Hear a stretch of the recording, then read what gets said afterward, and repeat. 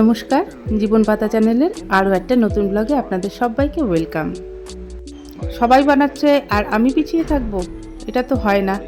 কাঁচা আম যখন ঘরে রয়েছে তখন আমিও বানিয়ে ফেললাম বার্মিজ আমের আচার। একদম তেল ছাড়া বার্মিজ আমের আচার, দারুণ খেতে। একবার বানিয়ে দেখতেই পারেন কাঁচা আম শেষ হয়ে যাওয়ার আগে।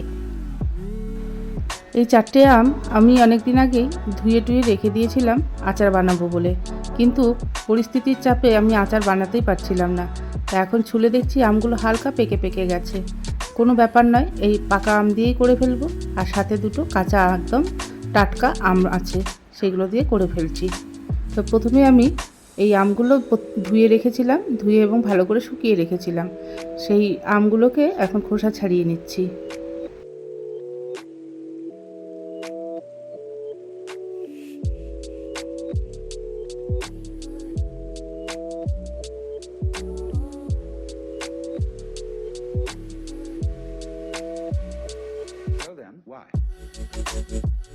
কাঁচা আমগুলো কাটতে তো অসুবিধা হয়নি খুব একটা, নরমই ছিল, চাকু দিয়ে হয়ে গেছে। কিন্তু হালকা পেকে পেকে গেছিলো যেই আমগুলো, সেইগুলো আমার এই চাকু দিয়ে কাটতে খুব অসুবিধে হচ্ছিল। তারপর আমি সবগুলোকে বটি দিয়ে শায়েস্তা করে নিয়েছি।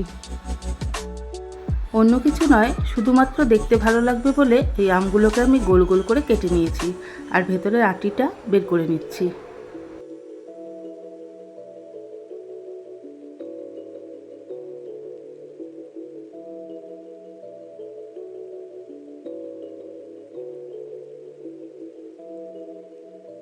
এইবার আমি পরিষ্কার একটি কড়াইতে এই আমের টুকরোগুলো নিয়ে নিচ্ছি আর সাথে এই আমের ডবল পরিমাণ চিনি মিশিয়ে নিচ্ছি।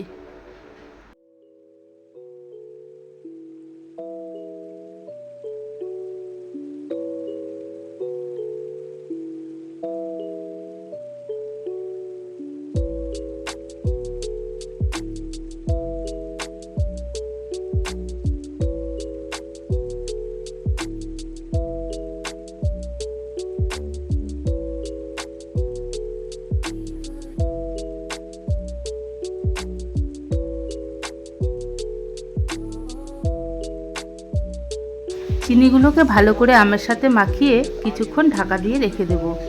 কিছুক্ষণ বলতে এই ধরুন 1 ঘন্টা। এইভাবে ঘন্টাখানেক রেখে দিলেই দেখবেন চিনিগুলো গলে জল হয়ে গেছে।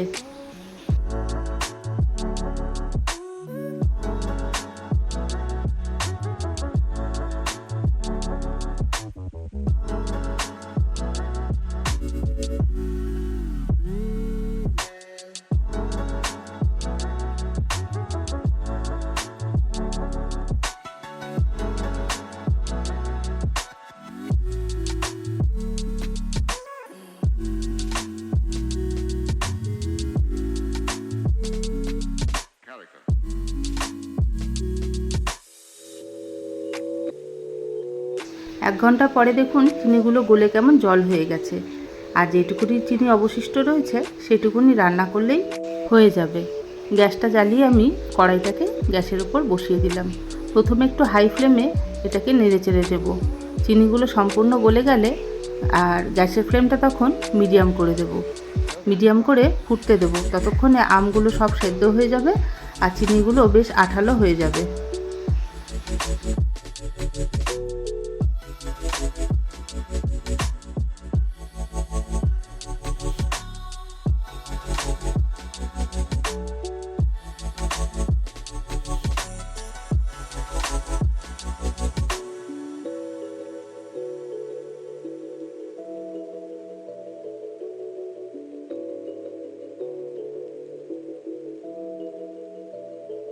চিনিগুলো ফুটে ঘন হয়ে আসা পর্যন্ত আমি হালকা হাতে নাড়াতে থাকবো এবং ফুটতে দেব।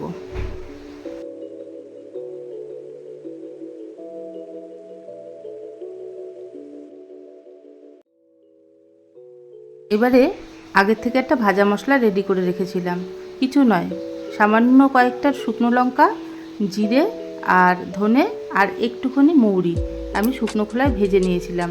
সেইগুলোকে আধ ভাঙা করে ভেঙে নিয়েছি হামনদিস্তায়। সেই মশলাটাই আমি দিয়ে দিলাম।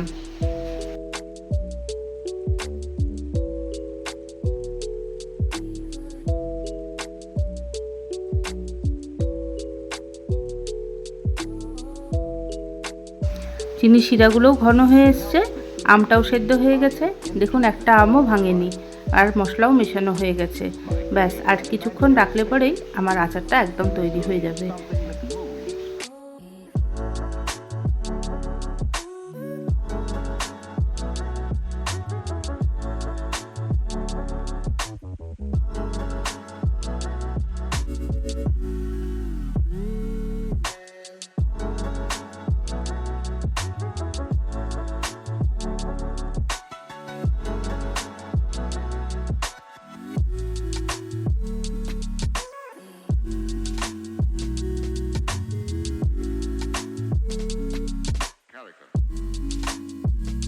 ব্যাস এই পর্যায়ে এসে আমি এটাকে নামিয়ে নেব।